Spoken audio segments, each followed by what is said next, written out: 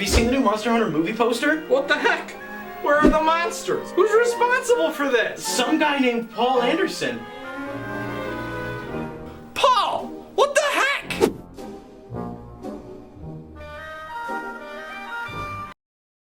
Nintendo stuff. Hello, it is I, Logan, and I am the sole host of the Nintendo Stuff podcast. I have my goon here, Paul Anderson, just hanging out. Paul did an awful thing earlier in this week. If you were here a few seconds ago, you saw that. Which one? Yes.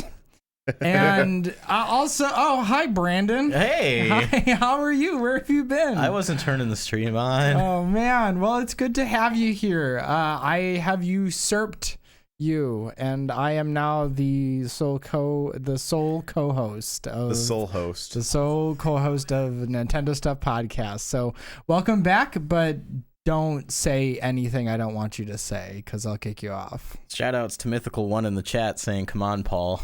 Come on, Paul. Everyone's blaming you for this, man. I'm just I gonna. can't believe you. Fun podcast, guys. Bye. Welcome to episode 67 of the Nintendo 67. Stuff podcast. Woo! We are another week closer. In fact, we're in the same month as Animal Crossing New Horizons now. Yeah, we're a whole 19 days away.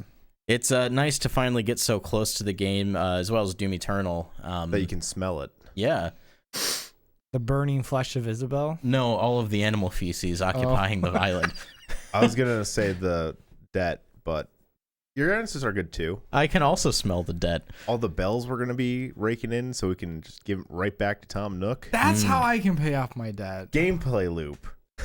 You can use your Nook miles to pay off your real life debts. I have to walk? I'm gonna go play Pokemon Go, and while I'm at it, I'm gonna go shake some trees. I don't think you have to walk. But Honestly, like Nook Miles just makes me think that like it has a little like step counter.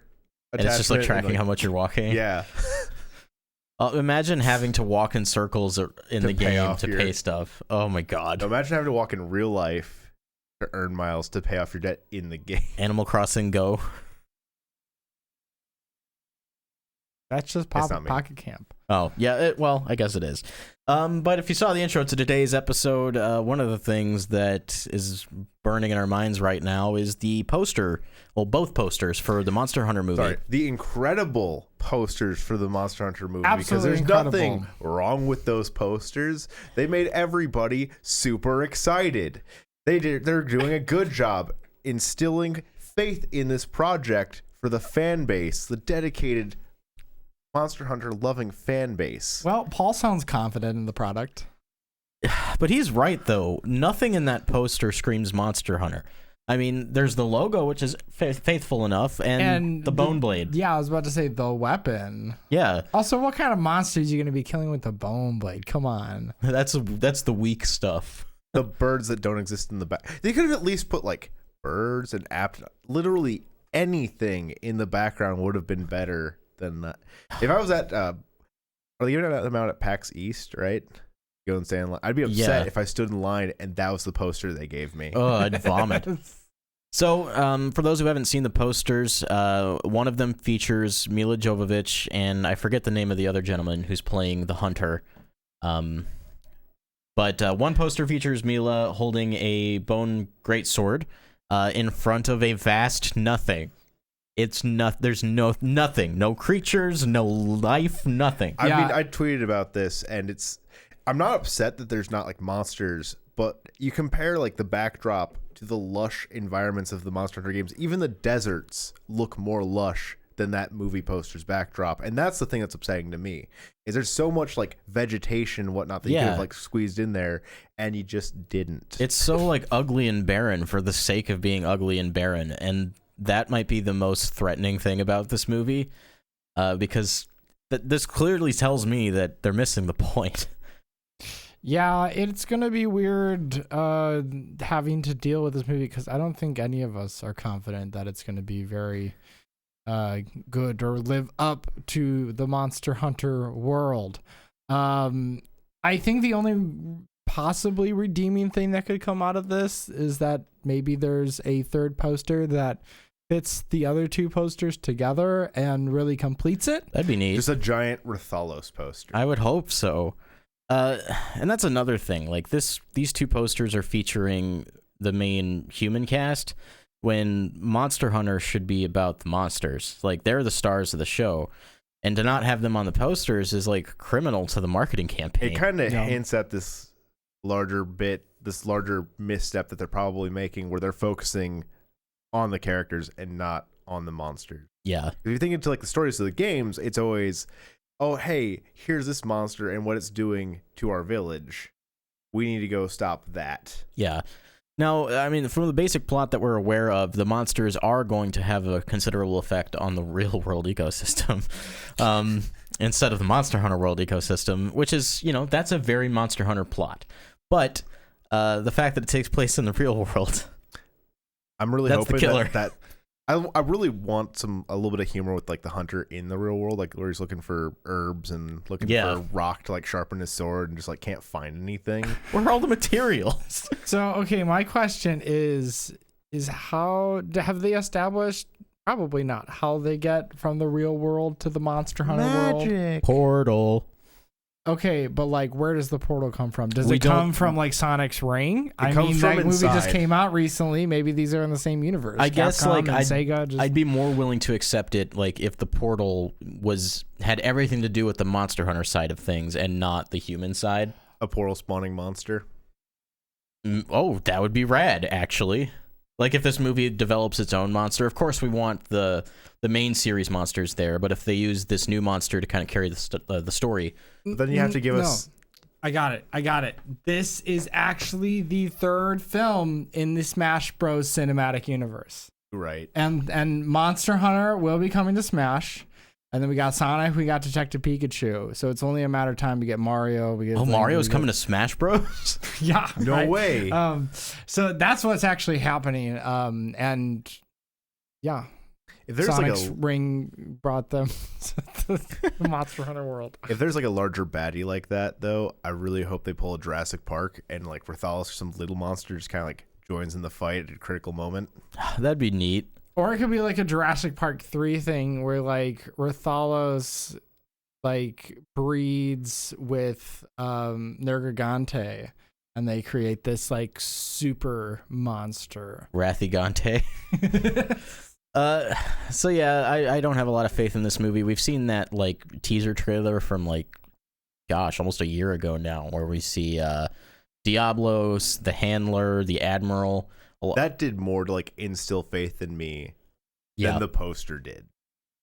Yeah, because it focused on things that are actively part of the Monster Hunter world. At the same time, that was shown exclusively to a Japanese audience, so that trailer knew what it was doing. That could still mean that the movie is a trash fire. Well, that just shows the poster doesn't know what it's doing. Yeah, you're right. So Monster Hunter Festa was this weekend, and I was really hoping that in tandem with these two posters, we'd finally get our first full trailer for the movie, because the movie comes out in September, and it's already March 1st. Like, Sonic, we had a trailer for way in advance. Detective Pikachu, way in advance. Where is it? What's wrong? Was it September 6th or 7th? 4th. 4th, okay. Yeah, maybe It's like 10 days before my birthday, too, which is just... Ow. Maybe the marketing killing team me. is just It's my name screwing up. attached to this movie. It's close enough to my birthday. They're just trying to ruin me. Everybody's This going to movie's an shame you. insult. People are going to see you on the street and be like, oh, Boo! God. You ruined Monster Hunter. You're the worst. Everybody's going to be angry. We got the Paul Anderson we didn't deserve. Why wasn't it you? Honestly, even with my like limited knowledge, I probably could have produced something better than that. Yeah, let Paul Anderson direct the next film. Now, obviously, a lot of this is conjecture, but we are speculating based on what they've shown us, and what they've shown us just Isn't much. it's not much, and it's not really Monster Hunter, and that's the big issue here. I can understand taking kind of a step back from it to try and like get that larger appeal to mass audiences. At the same time, if you really want to make a successful video game adaptation, you kind of need to stick to the roots here. And they dialed back like with the Sonic movie, but that was still very much a Sonic movie. Yeah. So it the posters remind me of like really like high action gritty B movies, and that's not what I want from this.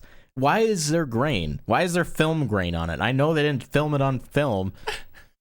They shot it digitally. So what's the deal? Why does it have to look like the first Transformers movie? So just for fun, I made Produced by my Michael own Bay. edit of the poster, and I posted on the official tweeted with like the posters, and I just like edited out Mila and put like a traditional Monster Hunter background and the actual like first game Monster Hunter logo. But one of the comments was, I laughed louder than I should. This looks too happy to be a W.S. Anderson movie. It needs to be darker and edgier.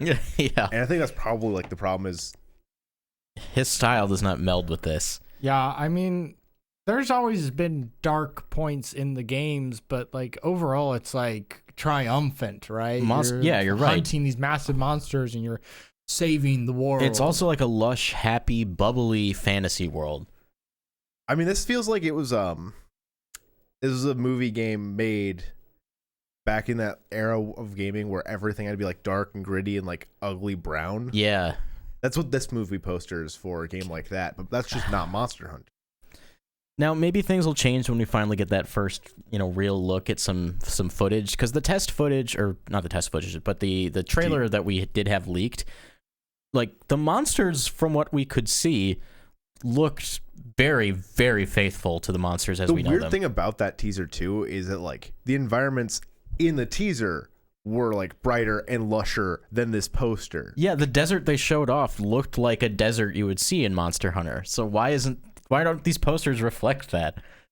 What's going on? I want to know what's going on behind the scenes. Like, is there trouble with development? Is the marketing team just like not getting it? They've never touched Monster Hunter, so they don't know. Paul W.S. Anderson at least made it sound like he was a fan of Monster Hunter, and I can respect that. Because, like, the Resident Evil movies, while majorly awful most of the time, they do attempt in some areas to be faithful to the source material. That said, the movies that do that, he was not attached to, but that's besides the point. He was also responsible for Mortal Kombat, the first one, which is one of the most celebrated video game movies of all time. Mm-hmm. So it's kind of a mixed bag. He made one other good movie called Event Horizon, which I personally haven't seen, but has a cult following. So I don't know. I'm not feeling good about it. Okay, so here's my thing, right? How can you expect a guy who's making movies to keep up with Monster Hunter after all these years and play a significant amount to really gain an understanding instead of being like, oh, I played 20 minutes and it's fun to hunt the monsters, right? And then on the other side, if he's playing, let's say he is a super fan, how many hours is he sinking into that game that's detracting from the actual quality of his directing? Like we got some like Monhun movie bad because I play Monhun. Like, Resident Evil movie's bad because I played Monhun. So I made Monhun movie. I don't know, man. I think you just need to. I don't know. I wonder if like Capcom and like Sugimoto-san and the rest of the development team, if they're involved at all.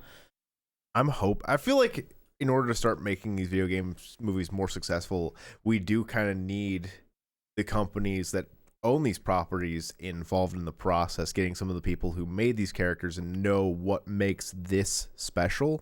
Yeah.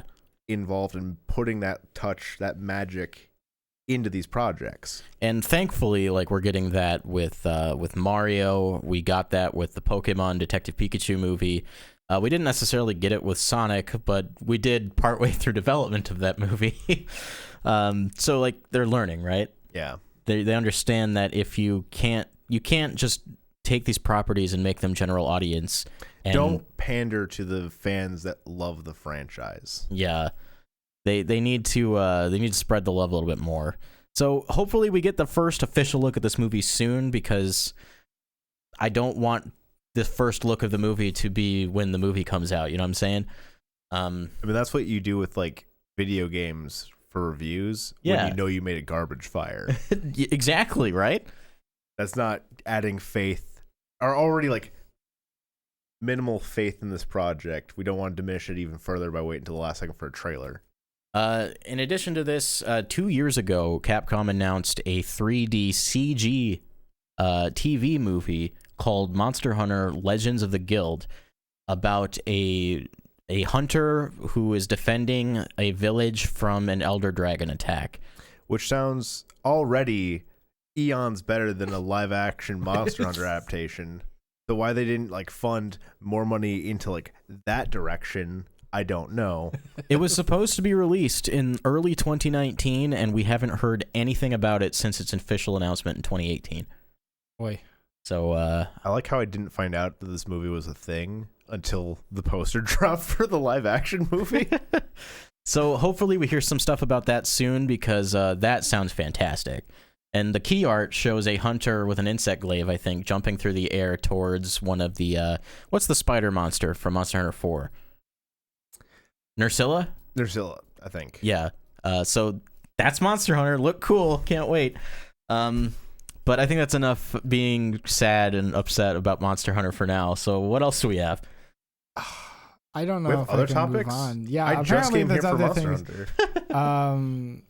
Yeah, okay, I guess there's other things to talk about. So Animal Crossing, obviously, they had a direct not too long ago. Whoa. We talked about that. Talked about what we liked about it. I think so. We talked about that last week. Yeah. Right. But it was at PAX this week. Yes. With a gorgeous booth, and also a demo, which I have pretty much refused to watch, because I mean we are literally less than 3 weeks away from the launch of the game, and my brain is just waiting to actually play the whole thing.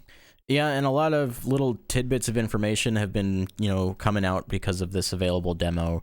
And I don't really want to touch on those things because I feel like at this point, you just want to discover what's all available in the game just by playing it. Yeah, I guess it really depends on like how you'd like to experience it. Like if you see this stuff and it's it's not the worst stuff ever because it's pretty small stuff.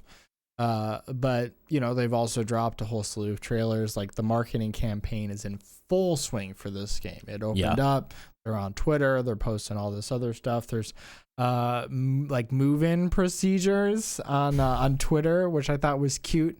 Obviously Tom Nook telling everybody what's good, what's going From down. a marketing perspective, they're acting like this is a real vacation you're going to go on. I love it. Yeah. It's really solid. So I there's only so much more I could get excited for Animal Crossing. We're 19 days away.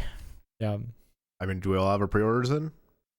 I don't actually. Brandon. I'm going to pre-order digitally and play it that way. Get it installed, man. What you doing? I'm going to install it days ahead so it's ready. Hmm.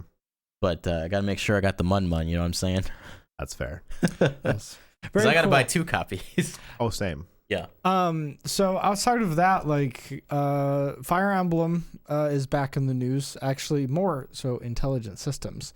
In the sense of they have been over the past few years just building up, which is something that devs do, especially if they get When more you're successful. making Fire Emblem and you need to keep cranking out more Fire Emblem games. So it looks like they've added about 30 personnel. So they've gone from like 130 something to 169, I believe. Okay. Like, is their like maximum number?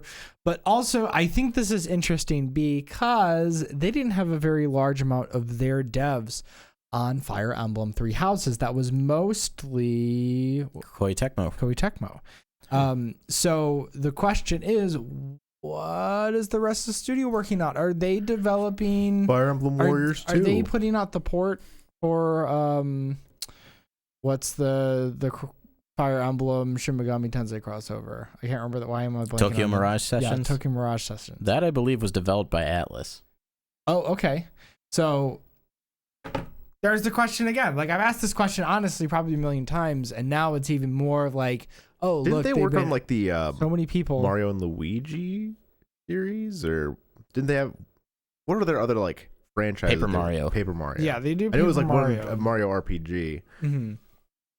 Well, I mean, that's what I keep saying, and the fact that they were talking about this, I don't know. I have an inkling what this is. I'm fairly certain that this is the rumored canceled Fire Emblem remake from the Echoes series for 3DS. and it has been moved to Switch. So I feel like the in-house dev team is probably pouring their time into remaking the old games, while Koei Tecmo put their resources into making the new one. Right. But where's Paper Mario? 3 months away. 3 months away. That's a bold claim. I think that's your E3 game, or one of them. Yeah. Not the game, but... Yeah, I don't think we're going to hear much from Nintendo until after the launch of Animal Crossing, but I mean, maybe that could be... I'm so an thirsty for a announcement that's direct. really- yeah. Give us something soon! This is one heck of a drought, let me tell you. I mean, we did have the Pokemon Direct towards the beginning of the year and this Animal Crossing one, but it's been since September. I mean, after 19 days passes, what do we have to look forward to besides the DLC passes? We have nothing with a hard date. We know Xenoblade is coming, but we don't know when. Give me a direct on March 22nd. Here's 2 days to play Animal Crossing. All right, let's think Here's about what you're what's next. playing next. I mean, I could see it. Like, we still have, we have the Xenoblade Chronicles Definitive remake Edition, yep. coming. We still don't know when that happens. There's been rumors that it might be in May. That'd be a wonderful time And for then it. outside of that, like, there's not that much that we know exactly what the date is for. We have some larger windows, but I don't know what much. I'm pretty sure 2020. the rest of this is just a large window. To bring it back to Intelligent Systems, I wouldn't be surprised if we ended up with a Fire Emblem remake this year, because they probably don't take as much time to develop because they are just adapting a previous title. Unless they're putting a little more sprinkles of love in it. And they which did I'd be that with into. Fire Emblem Echo Shadows of Valentia, because that was the first game where they did 100% voice acting. That makes me want to go back and pick that up. But Yeah, and then they carried that over into Three Houses. So I anticipate that that's probably their next project, at least in the Fire Emblem department. And again, I would not be surprised if Paper Mario made an appearance this year. So I think those might be two of your slots. Well, I mean, let me throw this out. What if they need it. remade an older Paper Mario game too? That would be wonderful. I mean, Well, just like from a resources point, how much effort would go into that where they could easily kind of crank that out if they're not... yeah, if they like remake the original one, really all you I have I to mean, do they it is like wouldn't even everybody have wants. to remake it. You know, it could be something else. But I would be down with a remake. I think they should remake the first one. That's what I was gonna say. They should remake Yeah. like the first two, kind of get back in their heads what made these two games special, and then skip everything they did after that. They kind of use it as like a case study. Yeah, get it back in their heads. This is what makes a good Paper Mario game. Also, is this year we get the Metroid Prime trilogy? That game, I don't think it exists anymore. Keeps getting rumored, keeps not happening. They're probably gonna wait closer to like Metroid Prime 4 before they... I wouldn't like go out this... Well, then again, you do want people to actually have time to play it, but like, if you give it like a year before Yeah. you plan on actually releasing Prime 4, get it in people's hands, get them playing it, get them excited for Prime 4, people who got a Switch who maybe haven't played the games in the past.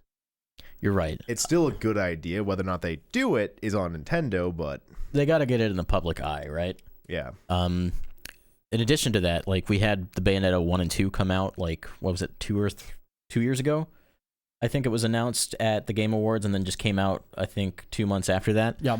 And we're going to talk about Platinum Games today. And one of the things that Kamiya has said, I think it was Kamiya who said it, is that progress on Bayonetta 3 is going smoothly. And he's said this multiple times. And, you know, we haven't seen anything from Bayonetta 3 since that initial teaser. So I think this is probably the year where, at the very least, it gets announced at E3. I hope so, because I've been waiting for this game. Yeah. They're so Do you low. think that's the 4 in the Platinum 4? Or do you think that's something completely different? I don't think that's 4 in the Platinum 4 because I believe these are new announcements. Okay. But I do think Bayonetta will at least finally get its full unveiling this year. And if it does come out this year, it'll be in October. Very cool. Good month for it. Yeah.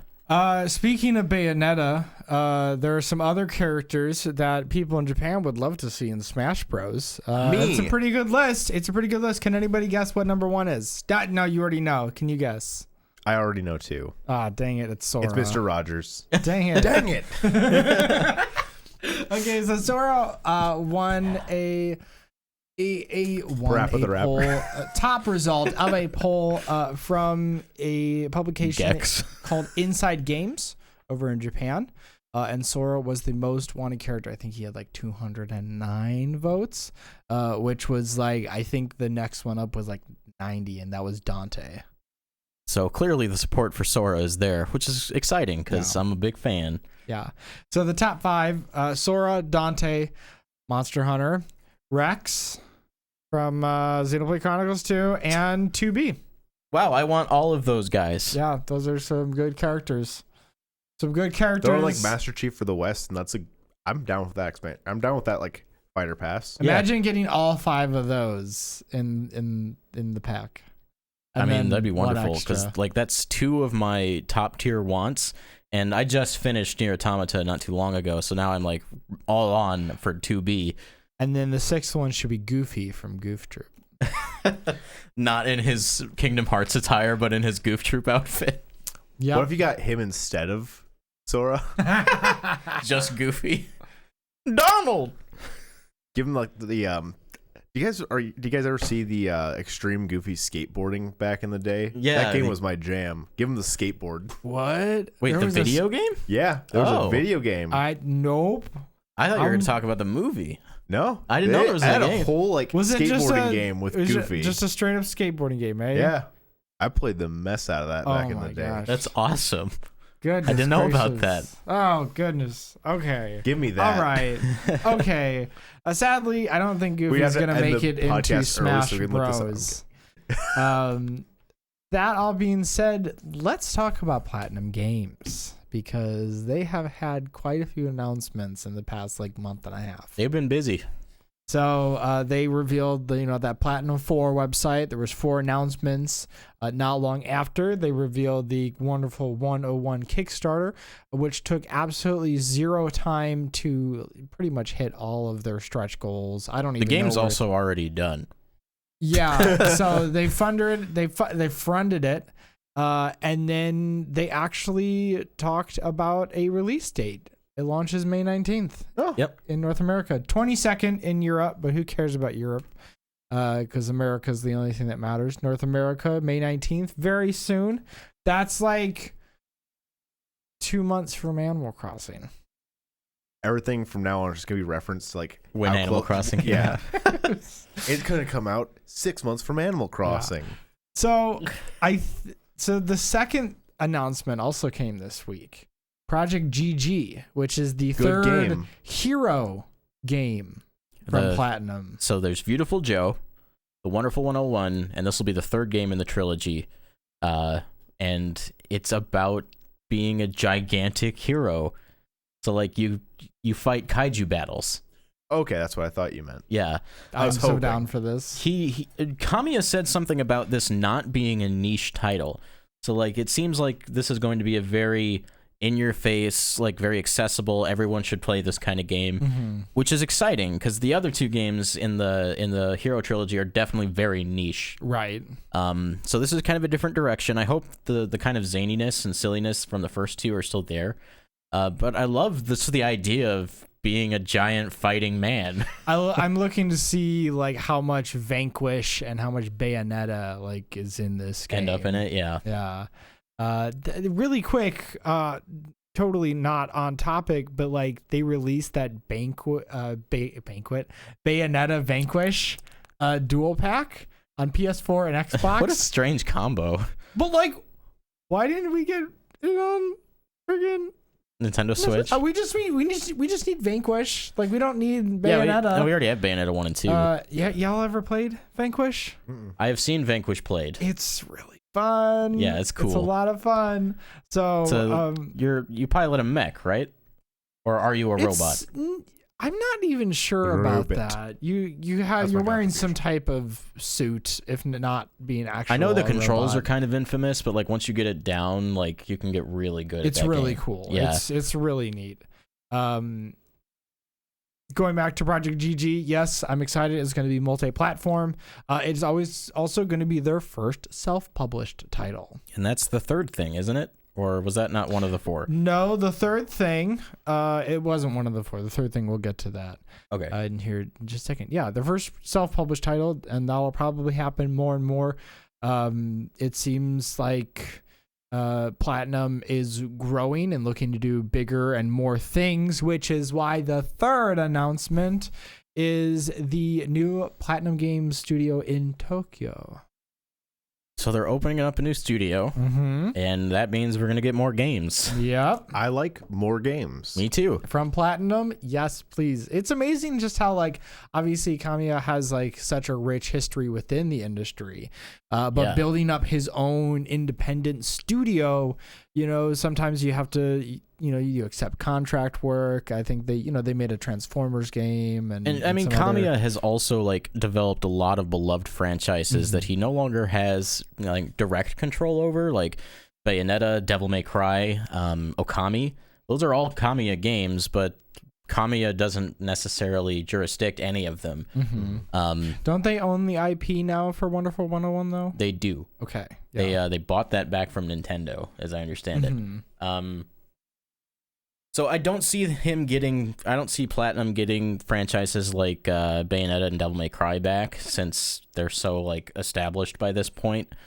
But I do feel like we're gonna get some new IPs from Kamiya that will stay within this Platinum Games kind of header. Yeah. I do like new franchises. Me too.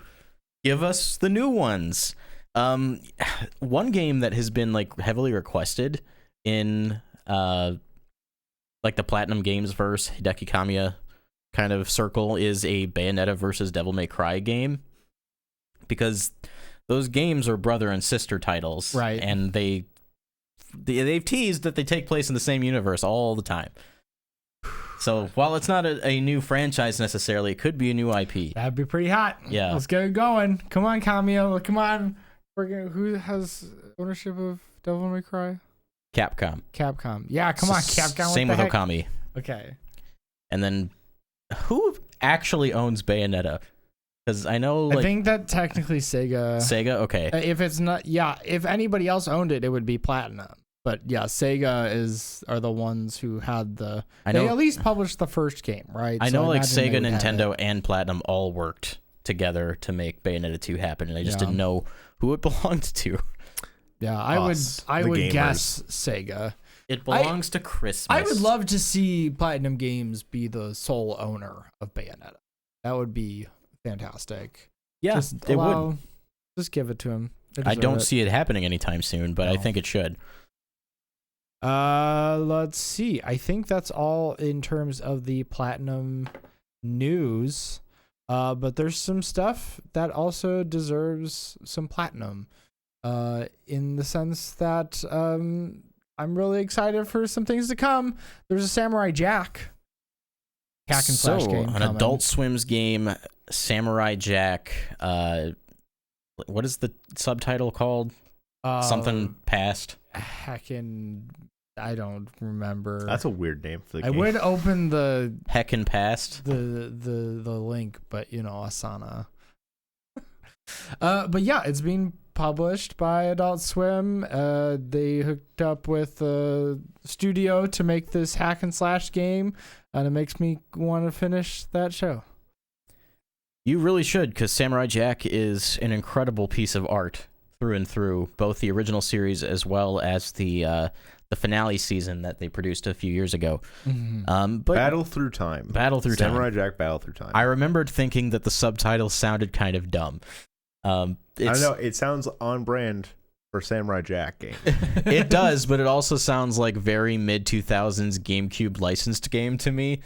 Well, let's hope it's like a SNES level licensed game, right? Yeah, something really quality. It does seem like this game is an actual honest attempt to make a good Samurai Jack game, and that's exciting. It's 3D, it's hack and slash. You can use guns, which are introduced in the final season. Yeah, I think this will be neat. I'm looking forward to hearing more. And I wonder, like, if it's gonna cover like the entire saga. Are you gonna go through the whole story?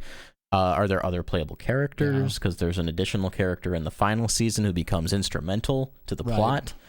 Yeah, remains to be seen. But I'll be keeping my eye on this one. Yeah. So this is coming to all the platforms, Yep. coming to Switch, coming to whatever you would want it to come to, right? Great. Fantastic. My smart fridge. Yeah. I mean, it looks pretty simplistic. Skyrim. This seems like a game that I'll probably, like, if I do pick it up, I'll pick it up on my Switch. You know, Yeah, something like that. I anticipate this game will come out and it'll be like a $20-$30 kind of budget game. Mm-hmm. But hopefully it's quality. All right, now for the most breaking news of this week. Is everybody ready? Drum roll, please. Don't I'm bang on the dying. table. It's going to screw up the audio. It's Shovel Knight Pocket Dungeon. It's a falling block puzzle. It's essentially Tetris, except not. Yeah, so this was announced in the Yacht Club Games Direct they had last week. Yeah, hit it last week. This was like the only major announcement, right? Did they? That's a weird announcement. Yeah, this but- is the big announcement of all the big announcements, right? They're just making more Shovel Knight games. We still got a Shovel Knight Dig come out yet? Doug. They just keep shoveling Dig is them not out. out yet, no. But that is the next mainline Shovel Knight game. Oh, see, you just inspired me. They should have a crossover with Dig Dug, where they just have two games, right? Shovel Knight Dig and Shovel Knight Dug, and then you can collect shovels and them different shovels. And make them battle. Shovel Knight Dig comes out on Switch. Shovel Knight Dug comes out on Game Boy Advance. Beautiful. Boom, there we go. Fantastic. I don't know. So this was interesting to me because, like, obviously they're just branching out. They're just making more Shovel Knight, which I honestly I can't blame them. It's easy to sell that kind of stuff when it's just branded with something that's already so well known. Big character now. But yeah, He's in Smash Bros. It's cool to see that there's a falling block puzzle, because you guys know how much I love Tetris. Yeah, and it looks like it has that neat Shovel Knight spin on it, so it's not just going to be like a generic or a falling block puzzle. It's going to be a Shovel Knight game. Yeah, you play as Shovel Knight. Yeah, you so know? that's pretty neat. I'm glad that they are not just like letting this franchise go. They're sticking to what they know, and they're making new games, new franchises, new genres, and they're just using a character everybody already loves. Mm-hmm. And I don't think there's anything wrong with that. Yeah, you can't blame them. Shovel Knight Dig is a sequel to Shovel Knight, but it's not a Shovel Knight game. Mm-hmm. It's closer to SteamWorld Dig. Yeah, that's actually really, yes, please. Yeah, so good things from Yacht Club Games. I have a lot of respect for this developer because, you know, they've been developing Shovel Knight, the original, for like 8 years because they kept just adding all that content that got kickstarted. But it's respectable because they never backed out. Yeah. They fulfilled every promise they ever made and more. And they fulfilled it quite well, I might add. Yeah. So good on you, Yacht Club. I'm excited to try your new stuff, and we'll see that when it comes out. Do we have anything else on the docket? the only other thing that I can think of is if we have any questions, which I didn't check. We might not, which is okay. I think. See, no. It's Monday, you know? yeah, I get it. well, it's actually Sunday. It's pre-Monday. You get me. I do. So yeah, I think that might be it then. All right, well, I want to thank you guys for listening to today's episode of Nintendo Stuff. We will be back again next week with episode 68. And what's the episode after that? 70. So thank you guys so much for listening. I guess since, you know, this was kind of a lighter episode, we can just kind of mull around some of the stuff we'll be doing. There's a project we're working on that we're excited about, and we just started acquiring materials for that. And I can only talk about certain elements of this project because I want to make sure we and Daddy Nintendo are on good terms. I love how we always talk about things popping off on the channel, Yeah. and you know, maybe at some point, but things do, like, things just happen. Like we did that the little clip this yeah, we did. that was just a little sprinkle of all the things that we love to do, and we did it, and we're doing other things as well, which is cool. So I am just going to tell you what we're doing. We are building an arcade machine because, you know, we're the Break Room Arcade, and we don't have one. I don't have an arcade machine. This will be a custom cabinet where we're buying like a DIY kit, and we're just going to put all the pieces together, and then we're going to use a Raspberry Pi for the back end and to drive the system. Pie. Raspberry. Chocolate. Sugar. Diabetes. Bread. I wanted to contribute something. Carry on. We also still need to get that other thing done. That other thing we've been talking about the podcast needs to get done. Yeah, it really does. All right. Yeah, okay. I hear you. I'll get on that. So as far as the arcade machine goes, I'm not going to give us a hard date because it is an expensive project. We're just going to kind of piecemeal things over time. But we will document the build, and we'll probably post a video of what that process was like. So you can expect that at some point. That's all I've got. Anything from you, gents? I'm playing Dragon Quest. It's fun. I need to study. So you've like really gotten in the groove on that game. Yeah, I mean, anything to not study, I'm gonna do it.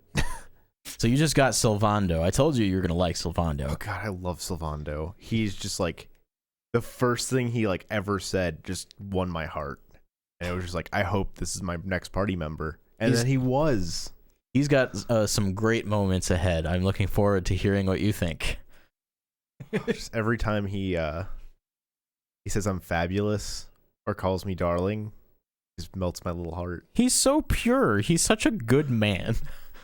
So yeah, I haven't really been playing anything myself. I've just been working a lot. Most of the new videos you'll see on Roger's Base's channel will be edited by me. Mostly like highlight stuff and stuff like that. So if you're watching his videos, make sure to shout me out. I guess with all that said, we can probably wrap up unless you have anything, Logan. Yeah, I mean, I've been trying to get back into the creative groove, and to do that, I just decided to record me doing one of my favorite things in the past few days, and that's Beat Saber. If you guys didn't know, I really like Beat Saber. I play a lot of Beat Saber, and I got some other video ideas that came out of that. I had talked to Brandon about it a little earlier, but I will be uploading some replays, because I think I'm getting pretty good at that game, and I think it's time that I start bragging about it a little bit more. Yeah, I mean, you're in the top 3,000 players in the US or 2,000? Yeah, I think I'm just over 2,800 or something like that. Yeah, so you're a contender. Little by little, there's a lot of those harder songs that are gonna need a lot of practice, and there's still a lot of songs that I can't play, but they're really hard songs. Well, keep working at it. You might be one of the best players in the world. I gotta start doing actual strength conditioning at this point. If I want to actually contend. Still worth a shot, right? My arms are feeling pretty thick though.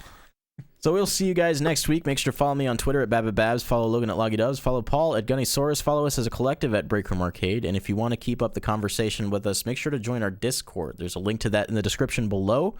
We like to chat and play games with you guys. It's always a lot of fun. And make sure to like and subscribe to the YouTube channel and listen to us on podcast sources such as Stitcher, Spotify, Google Play, iTunes, all those places.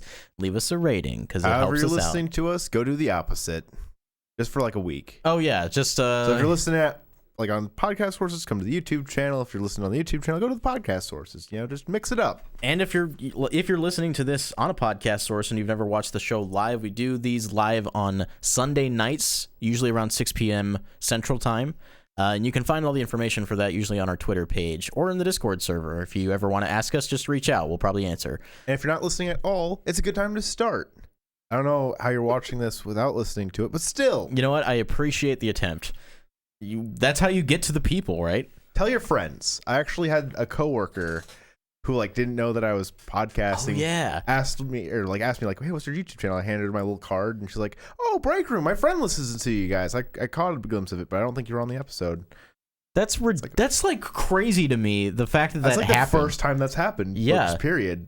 I mean, you and I got recognized once at E3, but it was by someone who we had on the show before. Yeah. Which, that in itself was cool, but this is a whole new level. Someone's just completely unprompted knowing what we do. That's really cool. So just keep telling your friends, keep spreading the good news. We appreciate you guys. We love you. Logan, you had a similar experience at Best Buy Oh yeah, somebody had seen our 50 facts video. Yeah. Without ever like meeting them prior. At least me personally meeting them prior. It did turn out in the end that I knew him. Yes. But we had not like been in contact for years. He just kind of came across that video and didn't know it was me. Yep. Pretty cool. We're famous. What can you say? Yeah, I mean, we've met our fans in real life, Santi. Yeah. Santi. And one day Sandman. All right, guys. Yeah. So this has been Nintendo stuff. Don't break your backs. Break in the games. But for now, Drink some water. all of it. All of it. Do Hydration's more. important.